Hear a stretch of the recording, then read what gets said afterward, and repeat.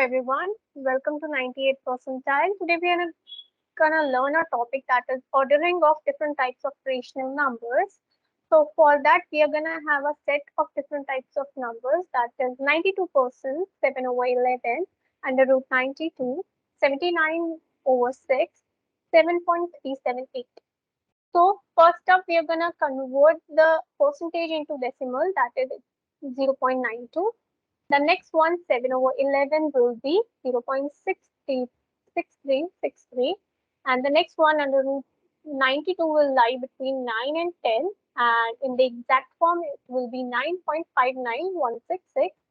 And 79 over 6 will be 13.166. And 7.378 is already in its purest form, that is.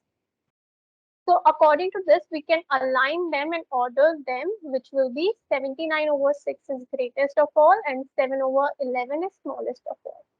Thank you so much.